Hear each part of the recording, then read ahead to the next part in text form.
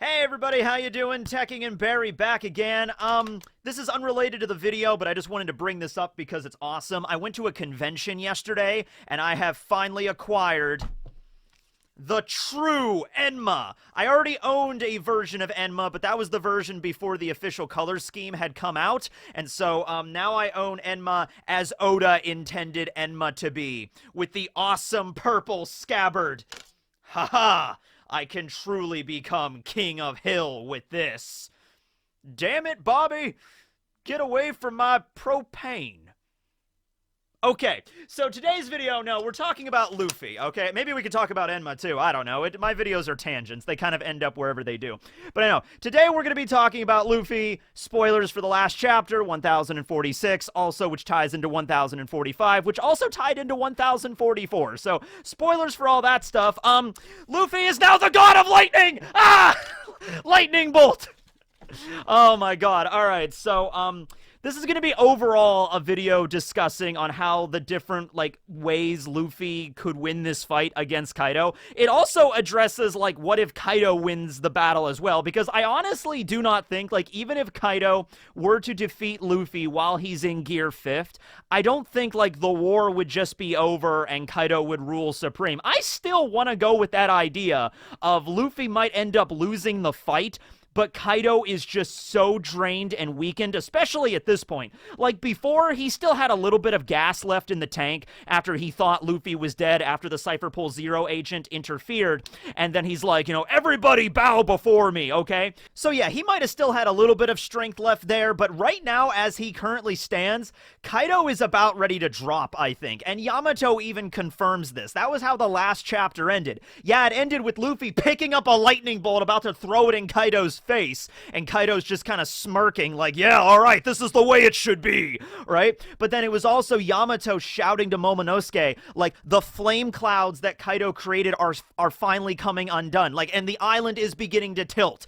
We saw a scene with Chopper inside of the festival stage, and they're all happy because obviously the fire has been extinguished because Raizo and Jinbei are the greatest duo to ever exist in the story. But no, now it's yay, the fire's out! Now all we have to do is worry about Luffy beating, it's what's going on here? Okay, so the island is about to fall. Kaido's stamina is almost exhausted. I'm gonna throw this out there right now. Even if this final attack, which is what I'm assuming it is, but I also assumed, the last 5 attacks were the final attacks, but whatever, okay?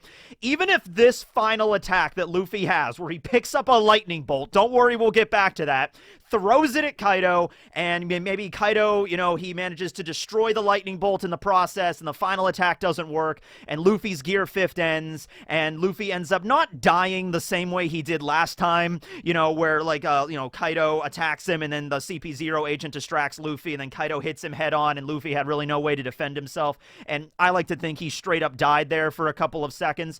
Nothing like that, but let's say Luffy just, he gets hit by Kaido, he deflates, just like with Gear 4th, he hits the ground, he's completely drained, maybe he tries to go back into Gear 5th one more time, and he's just like, I can never falter, Gear 5th, and it only happens for, it's like All Might's muscle form in My Hero Academia, where he can still technically go into it, but it only lasts, a second, right? It might be something like that, where he goes into Gear 5th, and he can't maintain it, and he immediately passes out, and Kaido is like, I knew you couldn't beat me. Not a single person could beat me. Haven't you heard what the narrator said when I was first introduced into this story? If it's one-on-one, Kaido wins.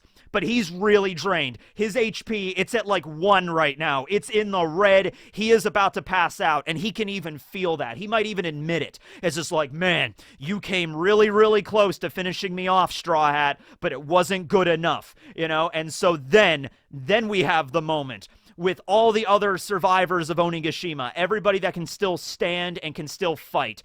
Nami is there, Marco is there, Raizo's there, he's going to be there.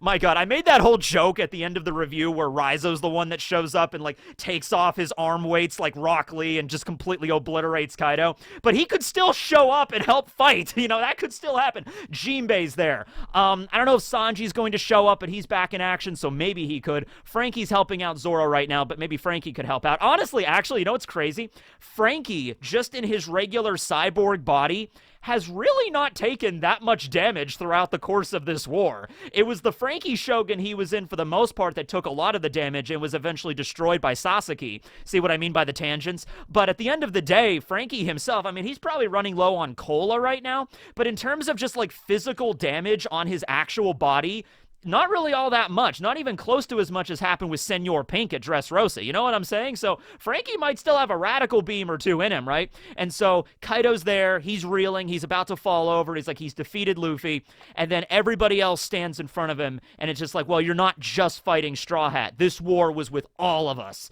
And then he's just like, oh, and he realizes it's over. So Nami summons another lightning bolt to strike him. Momonosuke's there. Yamato is there. Yamato might have been beaten up a little bit by Kaido, but she's still got a lot of power, I feel, right? She's got a mythical zone. She has, like, ice powers. Brook is still around. Robin might be able to do something. So, like I said, this whole idea of Gear 5th actually not being the thing that takes out Kaido for good, like, it definitely helped. It definitely helped to, like, turn the tide and get Kaido to that point where everybody else could finally finish him off. But honestly, I think that would be beautiful. I think that would be a great way to end this war. It wasn't just Luffy getting a power-up, and that power-up alone was enough to just, boom, finish off Kaido in one hit or a series of hits and then just call it a day. No, it's Kaido got really, really weakened by the collaborative effort of everybody fighting him, and then Luffy pushed him over the edge with his fight, and then when going into Gear 5th, managed to get him down to that 1 HP, and then everybody else just delivered the coup de grace, delivered the finishing blow. They defeat Kaido, he loses consciousness. Maybe Luffy could go back into his awakening. Like I said, he could go back into his awakening for maybe like 1 or 2 seconds, so maybe after Kaido is finally defeated by everybody, the clouds disappear, the island is falling, Momonosuke is like, oh no! It's like, Yamato's like, you gotta make the clouds! Like, I'm trying! I'm like... He's trying his best, but he just can't do it. And then Luffy, like, wakes back up for, like, a fraction of a moment, goes into Gear 5th for another fraction of a moment, just enough to turn the ground into a bouncy castle, and just boing, and then manages to, like, you know, land the island safely, and so no one dies in the process. And then Luffy's just like, I did it! And then goes back unconscious, right? Okay. Might be something like that. I think that would be a perfect way to end this battle. And I honestly, now that I'm like talking about it, I'm sort of convincing myself that Oda's going to do that now. So Oda, please do that. I really think that that would be a good way to also showcase that, yeah, Luffy's new ability, Luffy's awakening, is certainly very strong, and it's an awakening after all. But Luffy still has a long way to go, you know? From what we saw with Kid and Law using their awakenings, it was stated that, like, you know, just getting your awakening does not mean you've mastered it. Think about it like Bankai in Bleach, you know? The idea, you know, you have swords that go into your Shikai and then your Bankai, right? We've all read Bleach, of course. Going in the words of Byakuya Kuchiki, it is stated that it takes another 10 years to truly master Bankai after you achieve it. There you go. Basically something like that. I certainly think that, like, you know, Kaido, who is confirmed to be an awakened user, Big Mom, who's most likely an awakened user, Sengoku is probably an awakened, you know, all of those characters that are in their, you know, 50s, 60s, 70s that have had their fruits for so long, and they've probably spent several decades in their awakened status.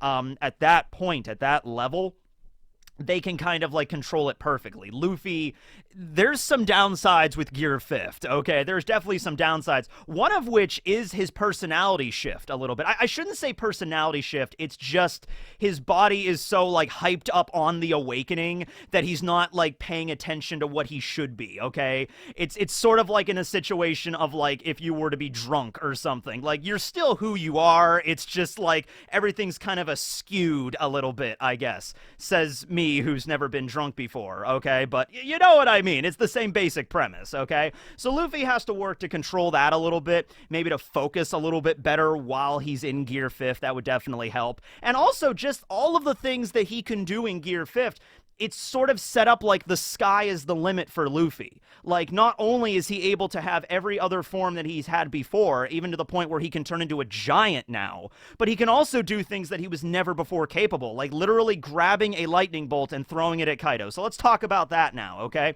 So it was stated before that he still technically does have the Gamu Gamu no Mi. It's not like the Gorosei called that fruit the Gamu Gamu no Mi because it had nothing to do with it and they just wanted to give it a name that seemed, you know, useless or weak. weak. No, it does fit the description of what the fruit does. It does turn the user into this rubbery body, similar to a cartoon character, just allowing them freedom of movement to fight whichever way that they please, okay? So he still has the properties of rubber, and we saw that when he fought against Eneru. However, even so, when Eneru was fighting Luffy, we did not see Luffy grabbing lightning bolts and throwing them back at Eneru. At least I'm pretty sure that did not happen. Eneru's like, 10 million volt volley! And then Luffy's just like, haha, bounces it right back at Eneru.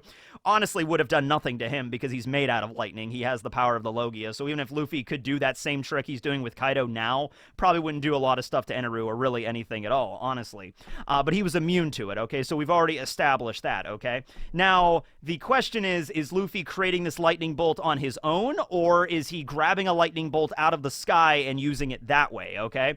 And honestly, I think there's a credibility for either one, and in fact, both of them might be possible, okay? So the first way of looking at this is the way that I kind of, accepted at the end of the chapter. I thought Luffy was just making the lightning bolt, okay?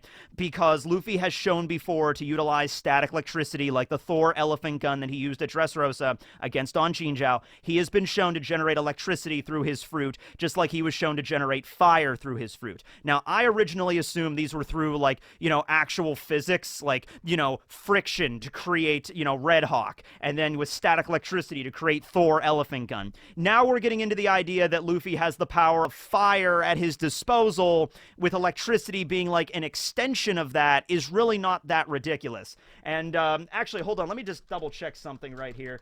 Is the sun nuclear?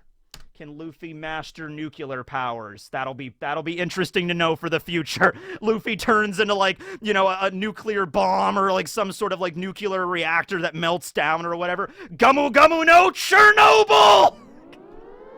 Luffy's naming his attacks after like various firearms like Elephant Gun, Rhino Schneider. When has Luffy ever encountered a Rhino Schneider, right? So he's literally just pulling words out of our world. Yeah, anyway, let's see. This is a good one from Britannica.com. The sun is like a big nuclear submarine in the sky. Go on.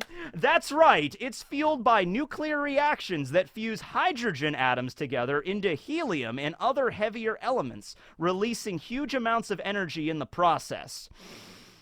Okay, so Luffy could do that now, possibly, right? So the idea, if the sun is capable of all this crap, the idea that, yeah, Luffy doesn't even need to do, like, Red Hawk, where he, like, extends his arm back and he, like, lights it on fire. Luffy can probably just take out his arm and just light it on fire and punch things with it while in Gear 5th, okay? Same thing with the lightning thing. So if you want to say Luffy can just generate lightning out of his body, he has the power of a sun god. That really is not that ridiculous. I mean, it's a ridiculous power, but, like, since we're going along with it, we might as well go with it the whole way. You know what I'm saying? All right. Now, the other direction that a lot of people were saying in the comments, this is actually really cool. Luffy's ability is the ability to turn anything into rubber.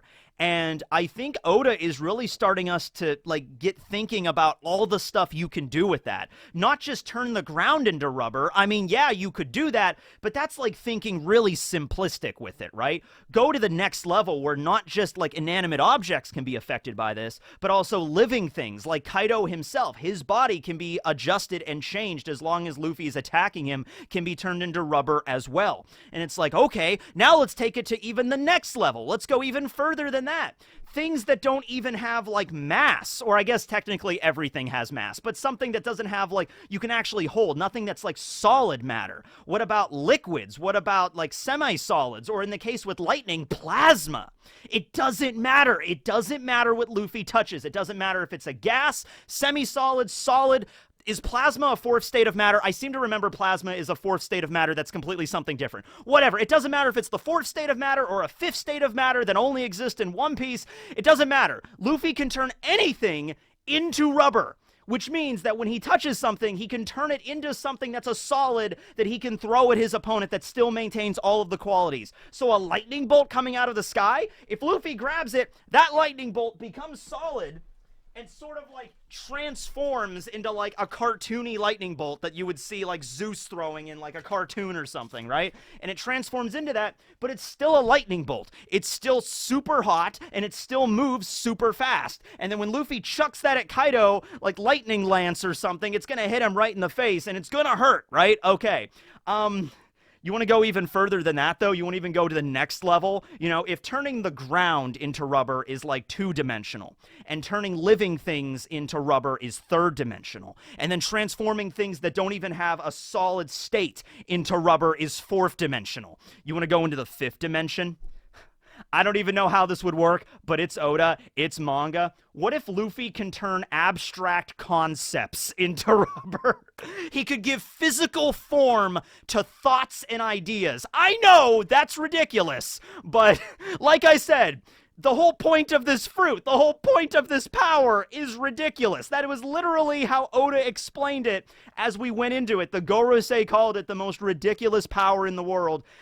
Nika is a warrior of liberation. What if one of the powers is like you literally take the concept of freedom and you transform it into like a solid entity, some sort of attack that you could throw at your opponent or something. And I don't know what it could do, but it like something that's like perfect for any situation, right? I don't know, man. Maybe this lightning bolt Luffy's holding, it might not even be a normal lightning bolt, right? It might be, a lightning bolt made through the concept of, like, freedom over Luffy's desire to defeat Kaido so Otama and all of the citizens of Wano can have something nice to eat for once, right? And they can finally be free of Kaido and Orochi's tyranny. It's the lightning bolt of freedom! Might be. I don't know, man. But I just thought of that, like, going to the next level, right? If Luffy can turn plasma into a solid object, like rubber to hold and grip and throw, why not go to the next level with it? Why not? Fine. Dialing it back a little bit from that, because that's like a really kind of abstract thing to really think about. Like, it's really esoteric and just how would you go about creating solid mass out of like an idea? I'm not really sure. But something even more like, grounded that he could easily do, I think. Luffy was able to turn into a giant, and he didn't seem to have to do the same thing he did with Gear 3rd, where Luffy had to, like, blow air into his bones to turn himself into a giant. Luffy, like, deflated, went into the sky, and it just came out of the sky as a giant. Like, he just thought about it, and he became a giant. And we've seen his body is so malleable, like Silly Putty, from, he takes on the shape of Kaido's Kanabo whenever he hits him, okay? Luffy could probably turn into whatever he wants. If Luffy wanted to turn into a giant dragon that looks exactly like Kaido, he could probably do that while in Gear 5th. And it doesn't even have to be the same shape as Kaido, honestly. Like, he could if he wanted it to, but he could probably turn into a giant dragon and still have, like, a goofy face, and then Luffy could fight Kaido like that. Luffy could turn into a giant bear. He could turn into a snake. So, like, the idea of, like, Luffy's, like, Gear 4th forms, like Tank Man and Snake Man, Luffy could probably turn into an actual snake. Like, remember back when Luffy first used Snake Man against Katakuri and we didn't see the form yet? There were a lot of people thinking Luffy might actually turn into a real snake or some kind of like reptile human hybrid or something. Luffy could probably do that. If Luffy wanted to, he could probably, while in Gear 5th, turn into a giant anaconda, like in that movie from the 90s with J-Lo, Anaconda. A giant anaconda. He could probably do that if he wanted to. He could turn into a tank. Like, Luffy's attacks have always been named after firearms and like armaments and stuff like that. He could probably turn into an actual tank and launch bullets at the enemy. Why not at this point? Why not? I'll roll with it. Who cares? Probably a lot of people, but I don't. Like, Luffy turns into a tank. Fine, okay.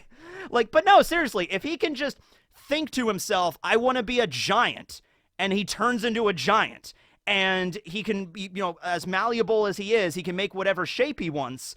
Put 2 and 2 together, he could become, like, I don't know, man. Could he fly? Could Luffy turn into a bird? If Luffy turns into a big enough bird with big enough wings, he could fly in this state. I mean, he could kind of fly already, but he could, like a bird could, yeah. It's the ultimate freedom. It's the ultimate way to fight whichever way you want. Kind of like Cars in JoJo Part 2 in Battle Tendency. Cars becomes the ultimate life form, and he's able to take on the appearances of any animal that's ever existed. You know, he has the intelligence of like a human times like 50 or whatever. He has bird wings, he has talons, he has any way he can fight, right? Okay, and think of it the same way with Luffy, just even on a more ridiculous level. Luffy could turn into a giant squirrel if he so desired to turn into a giant squirrel. So yeah, if he ever fights against an enemy, like they go to Elbaf or something and there's a giant there that really pisses off Luffy and they get into a fight and the giant is like, you know, oh, there's one thing I fear in this world and that is strawberries. Luffy could turn into a giant strawberry human to try to fight this giant. Yes! It's possible, right?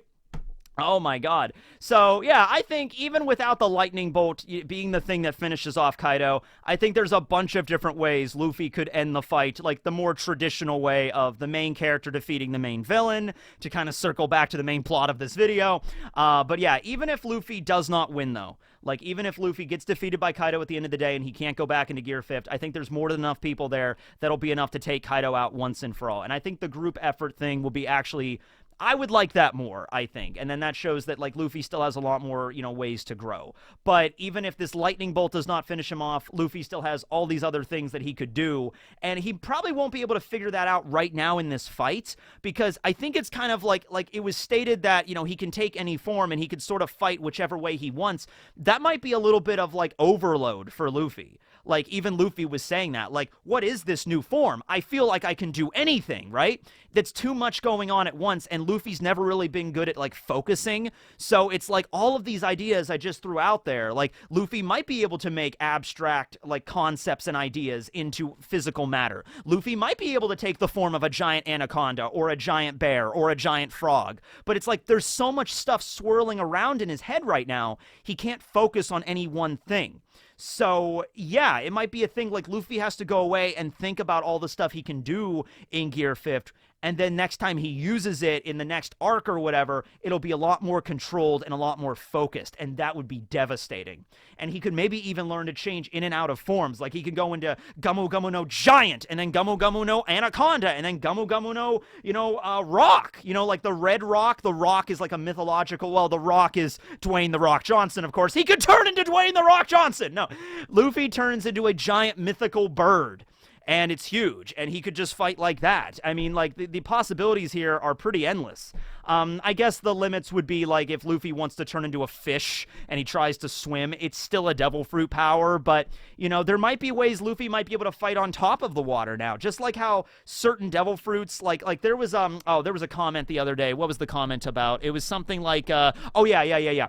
It was because Raizo last chapter used his devil fruit, the Maki Maki no Mi, to store Zunisha's water, which was the water from the ocean. People were asking, it was like, well, how is a devil fruit power able to store ocean water? Because that makes devil fruit powers weakened, right? Well, the idea is that a devil fruit user is submerged in water. Then they become progressively weaker and they cannot fight. However, it does not mean that devil fruit powers turn off while they're in the water. It's just the user becomes weakened, okay? Luffy's neck was still able to stretch while he was submerged in the pool at Arlong Park, okay? He was still made of rubber in that instance, all right?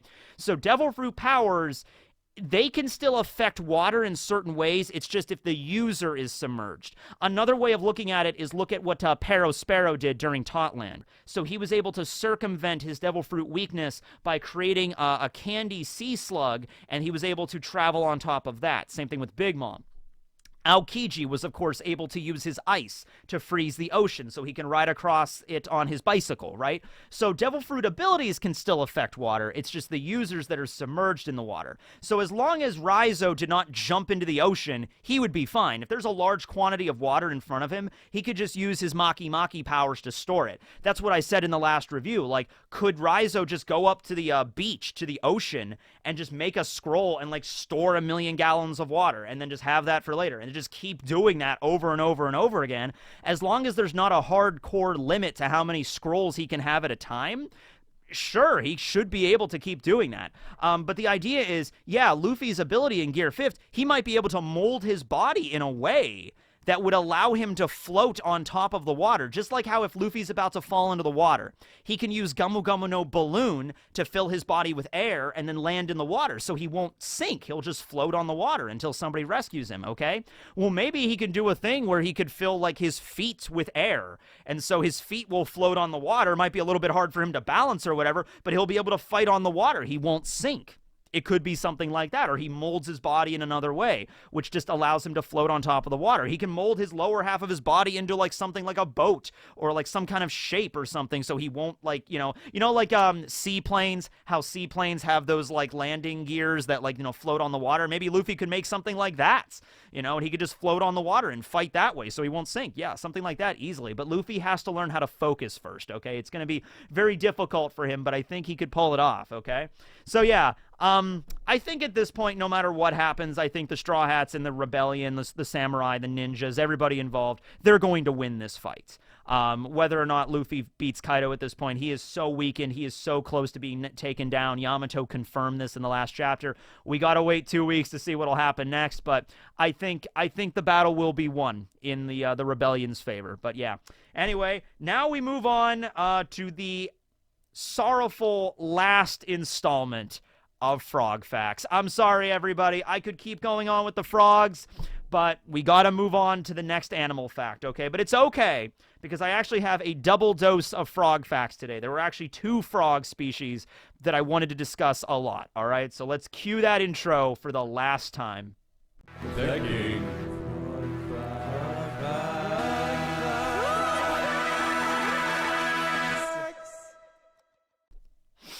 Oh, beautiful. This might have actually been one of my favorite animal facts. I mean, I really liked ant facts and elephant facts, but frog facts might have been my favorite. All right. So the first frog we're going to be discussing is the shovel-headed frog. It's a frog with a shovel for a head. It's the Usopp frog. I had to talk about it, right? It's like if Usopp turned into a frog. Or actually, Usopp does have a frog companion, Gama Pionosuke, that lives on Usopp's head, right? And I hope he, by the way, just continues to be a member of the Straw Hats while they leave Wano. Like, I hope the frog continues to just hang out with Usopp, right? But anyway, yeah, the shovel-headed frog is native to Mexico around the Yucatan Peninsula. And they are also very notable tree frogs. So they'll be hanging out in the tree, and they're relatively tiny, and basically they can make a burrow in the tree, and just like how there was that one ant species that had like a door for a head where the ants can like plug the hole, that's kind of the same thing with the shovel-headed frog. The reason they have like a shovel head is because they can like, block the entrance to their burrow using their nose or their mouth, and so that way, if a predator like a bird or something is like poking around the tree, they can be like, oh, that's just part of the tree, and then leave. And so that's pretty cool. I just wanted to bring up that frog just because of the shovel head. But now, moving on to the more interesting one, I learned about this a while ago, but I have to talk about it here. So this is technically not a species of frog. It's actually a mutation of frog, okay? But it is probably the single weirdest frog you will see ever. And that is saying something compared to all the frogs we have discussed on Frog Facts in, like, the last month or whatever? It's been a while. Remember that one frog that were called the glass frogs? The frogs that had, like, their underbelly was, like, transparent, so you could, like, see their organs and shit. Well, that was pretty fascinating, but let's take it one step further, just like Luffy. Let's say you have a frog that's not just partially transparent. What about a frog that is entirely transparent? All of their skin is transparent. These things do not even look like living creatures anymore, but they are, and that is fascinating, okay? Now, this is, like I said, not a separate species of frog. It would be called, like, the invisible frog or the phantom limb frog or whatever like that. No, no, no.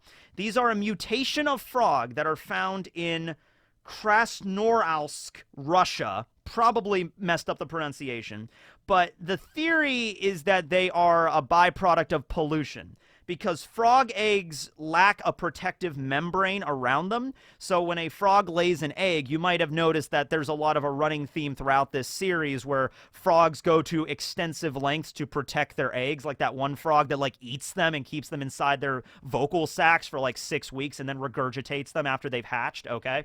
So frogs will go to crazy lengths to protect their eggs. And, it's part because, like, paternal instincts, but also because they lack protection against the environment while they're in their egg state, okay? And so people think, scientists believe, that the frog eggs laid in this area of Russia are exposed to large amounts of pollution, which changes their development so that they end up as transparent frogs. So you could see their bones, you could see their organs. It's actually really crazy. And it's even crazier to think, like, you know, those are frogs, but humans are kind of the same. Like, if we had transparent skin, like, you know what I mean? Like, you would see everything there. You would see our organs, our muscles, our bones, our skulls, our jaws, you know? So that's, like, kind of an interesting look into it. Like, that's I guess not every living thing, really, because jellyfish are kind of already transparent. Are jellyfish living things? Yeah, jellyfish are living things. That has to be the J animal facts. We got to talk about jellyfish, because there's that one species of jellyfish that's, like, immortal biologically. So yeah, the J will be jellyfish facts. But anyway, that is the Frog Facts series. I hope you guys, let's have a round of applause for Frog Facts. Woo! Frog Facts! Yeah! Oh, man. But now we move on to the next letter of the alphabet. The letter G. There's a few animals we could discuss for the letter G. Gophers. Gophers popped up, of course. What else? Some other animal that starts with letter G. But I have decided on the one. I think a lot of people could kind of predict which one was coming up next. It's a mighty animal. An animal that has stood the test of time, quite literally. It's a very tall animal. An animal with a mighty neck that can reach the heavens themselves. An animal that walks the mighty savanna of Africa with all glory. An animal known only as... I'm just kidding, it's not giraffes. We're going with goat facts this time, ladies and gentlemen. Bah! Well, that's a sheep. Whatever. Goat noises. Let's go! Goat! Goat! Goat! Goat! That's just the theme. Goat! Goat! I want like a heavy metal, like, screamo remix. Goat facts! Yeah! Bye.